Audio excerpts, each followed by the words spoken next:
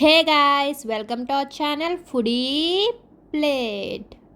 ఈరోజు మనం catering style crispy cauliflower 65 ఎలా చేసుకోవాలో చూసేద్దామండి. టేస్టీగా అలాగే క్రిస్పీగా చాలా బాగుంటుంది. సో వీడియో మొత్తం స్కిప్ చేయకుండా చూసేయండి. ఫస్ట్ అయితే క్యాలీఫ్లవర్ని చిన్న చిన్న పీసెస్ కింద కట్ చేసుకొని బాగా ఉప్పు వేసుకొని వాటర్లో వాష్ చేసుకోండి. ఎందుకంటే క్యాలీఫ్లవర్లో మనకు పురుగులు ఉంటాయి. సో జాగ్రత్తగా వాష్ చేసుకోండి. అవి వాష్ చేసేసుకున్నాక ఇప్పుడు స్టవ్ మీద ఒక గిన్నె పెట్టుకొని దాంట్లో వాటర్ వేసుకొని లైట్గా సాల్ట్ అలాగే పసుపు వేసుకొని ఈ క్యాలీఫ్లవర్ పీసెస్ని ఉడకబెట్టుకోండి. ఒక పొంగు వచ్చాక స్టవ్ ఆఫ్ చేసేసుకొని వాటిని స్ట్రెయిన్ చేసేసుకోండి గిన్నెలోకి.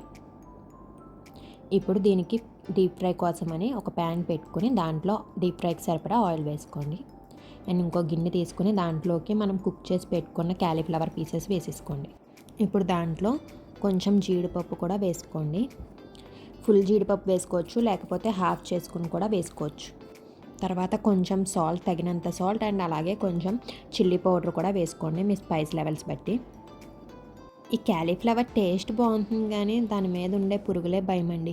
మీరు కూడా క్యాలీఫ్లవర్ వండాలనుకుంటే పురుగులు ఉంటాయేమో అని భయపడతారా? అలాగే కింద కామెంట్ సెక్షన్లో చెప్పండి. సో చిల్లీ పౌడర్ వేసుకున్నాక కొంచెం గరం మసాలా, కొంచెం ధనియాల పొడి అండ్ కొన్ని కరివేపాకు రెబ్బలు కూడా వేసేసుకొని ఒకసారి మొత్తం బాగా మిక్స్ చేసేసుకోండి.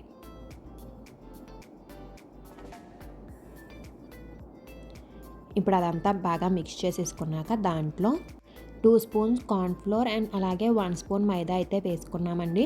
మీరు క్యాలీఫ్లవర్ ఎంత తీసుకున్నారో దాని క్వాంటిటీ బట్టి వేసుకోండి. 2 స్పూన్స్ అది వేసుకుంటే 1 స్పూన్ అయితే మైదా వేసుకోవాలి. సో 2:1 రేషియో అండి.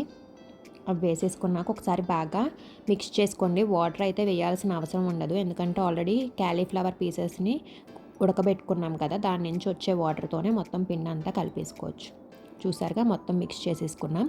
మనకు ఆయిల్ కూడా హీట్ అయిపోయింది ప్యారలల్గా. సో ఇప్పుడు దాంట్లో ఈ పీసెస్ అన్నీ వేసేసుకొని ఫ్రై చేసేసుకోవటమేనండి. ఒక సైడ్ ఫ్రై అయ్యాక టర్న్ చేసుకుని మొత్తం అంతా ఈవెన్గా ఫ్రై అయ్యేటట్టు చేసేసుకోండి. అంతేనండి.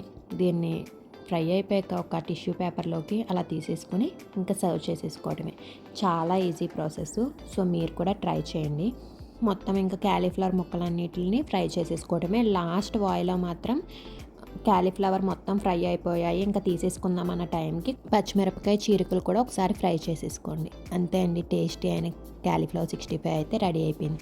ఇది రైస్లోకి అలాగే పప్పుచారు సాంబార్లోకి సైడ్ డిష్ కింద చాలా బాగుంటుంది. వీడియో నచ్చినట్లయితే లైక్ చేయండి, అలాగే మా ఛానల్ని సబ్స్క్రైబ్ చేసుకోండి. Thank you for watching.